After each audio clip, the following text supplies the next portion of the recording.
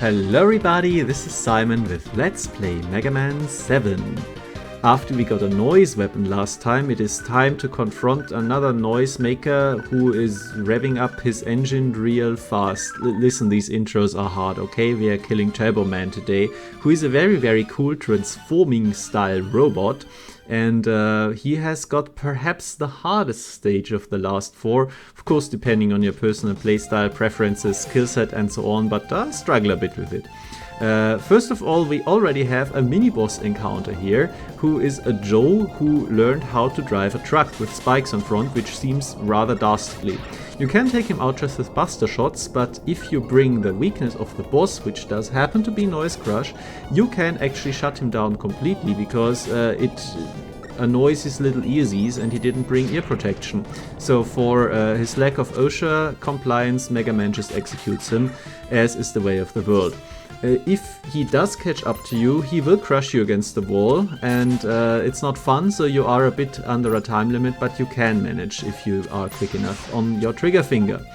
These jumping cone enemies are rather annoying. Fortunately, they are one-hit kills for a bunch of weapons, as is the Joe, slightly pathetic. But they are basically like turbocharged mats, because they are invulnerable when they are in cone form, and when they are jumping, they are usually jumping out of the way. So it is kind of tough to hit them correctly.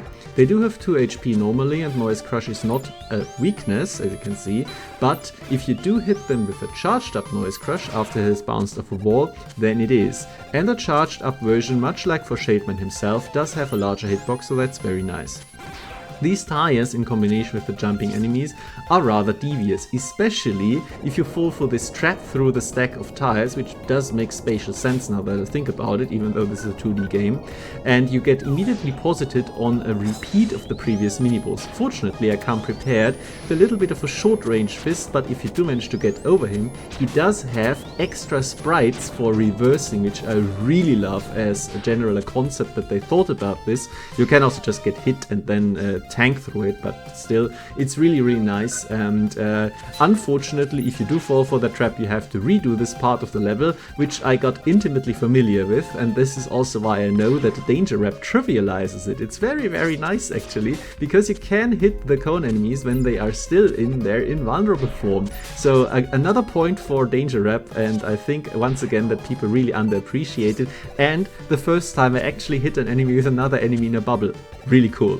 Anyway, this is a very dangerous part of the stage, because these tires can easily hit you into the spikes, and then there is this asshole here who comes completely out of nowhere, a very unfair enemy placement, and then it's immediately followed by another enemy of the same kind, which doesn't do anything, because you can just let it do its thing, because you don't have to dodge tires, so that's very weird. In general, this enemy is super weird, it's extremely over-designed, and they don't really know what to do with it, because it's just doing its thing here and not doing anything. Also, can you spot the secret on this screen? Yeah? No? Didn't think so, because there is no indication that you can just go through the wall here. This took me ages to find when I was just looking for stuff with a vague notion of there being another secret in this level, because why would they just put it on the side of the ladder? It makes no sense. Anyway. Cool!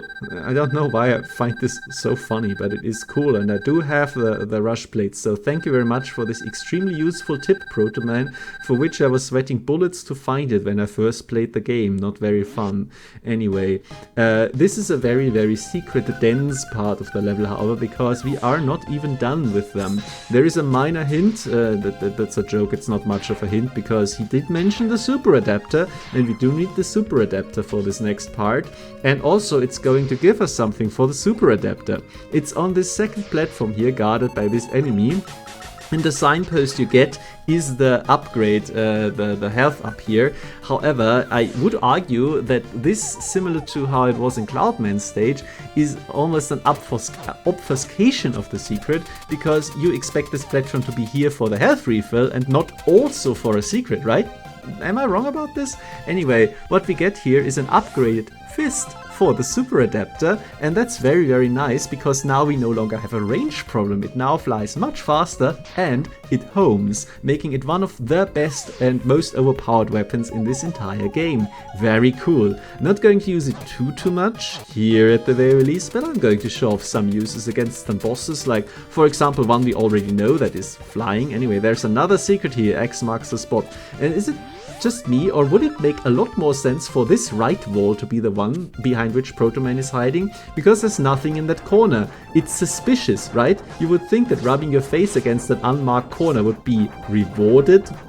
Your curiosity would be helped by that, but no, that's not how it is. Anyway, Freeze Cracker, surprisingly useful again. Not for fighting enemies, but for dealing with the environment. Otherwise, this corridor is a pain to navigate. Freeze Cracker won't help you here though. It's Quickman lasers, basically, because we are in Turbo Man stage. It makes a lot of sense thematically. But they are not nearly as bad as in the original Quickman. I would say that this is a rather good implementation of them. You can still instantly die to them, don't get me wrong. I'll show off a few ways how you can die, how I did die through normal recordings at the end. But it's not nearly as bad, as I said, as in Mega Man 2, and overall I'm kind of fine with it. So anyway, I'm showing off a few weapons here to use against this mini-boss, which is the major mini-boss of the stage. The other ones are pathetic in comparison. The CC truck here, however, it's called CC because there we have it, the nameplate, is quite tough because it can get really overwhelming with all of these missiles flying at you, and it requires just a lot of patience to realize that, yeah, you should focus on dodging and then dealing damage. Thunderbolt does deal 2 damage. You can use, which is a very nice touch, I think, the Noise Crush reflection on the truck itself, and then the second shot hits it. That's really cool. But otherwise quite tough, and you get dumped immediately in front of the boss door, which is quite rude, especially after the fire pillars and the Quickman segment. I do think that they put a lot of trash enemies in the corridor in front, just so that you can farm up health, because they did realize it is a little bit overpowered. Anyway, what if we short circuit his circuits? No, that doesn't actually work, because now he's going to run a circuit race on us. This is one of those interactions that are unique to Mega Man 7, I really like it, where if you shoot the Rope Master with the wrong weapon, you can actually no longer dodge it correctly, and they are going to punish you real hard for that.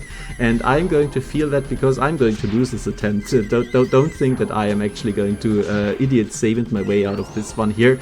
I wanted to show it off, but also I am really bad at dodging Turbo Man sometimes, as we're going to see later on. I do show off how to correctly dodge his firing here, which is the Scorch Wheel, the weapon we're going to get from him. For some reason we don't get anything to do with Turbo, for better or worse, but yeah. And I flub the timing here, and you see what happens, because he just deals a lot of contact damage. I'm going to shortcut a little bit with his weakness in the refight, using a pre-charge shot here to just deal a lot of damage at the start. And overall I do want to show off another thing with him, but I'm not going to full weakness here. Anyway, there is one specific trick to dodging all of his attacks. The trick to dodge his charge move is an audio cue. You have to listen for it. And if you are playing this while listening to a video on the side or something, there is no consistent way of dodging it. It's not very nice from an accessibility standpoint, but you have to listen to him revving up the engine, because the timing otherwise varies.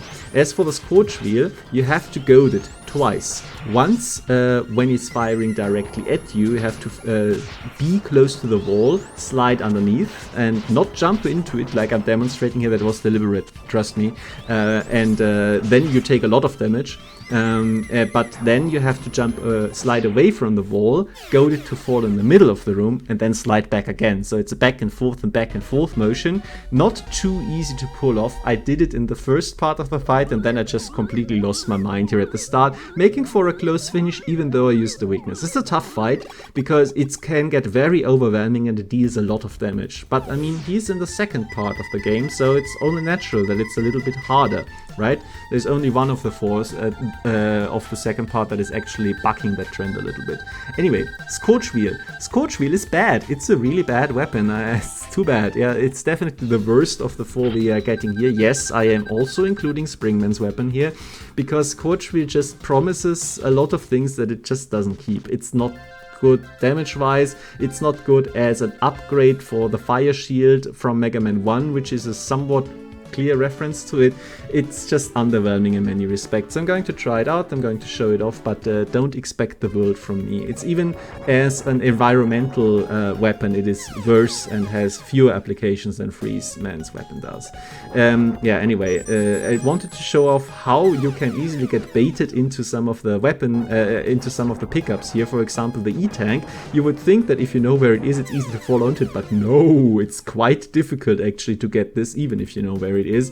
Very, very tough to get, very, very punishing segment if you don't follow the path correctly. I do think it is a lot easier to see this path, because in the original they expected you to use the screen wrap to basically gouge instantly as a little preview where the lasers would be coming from, and here you can see where the lasers are going to come from very clearly, and the path is much more obvious. And finally, as you can see, you can bust the duel, the CC truck. It's not that big of a deal if you stay calm, mostly focus on dodging. Thank you very much for your attention.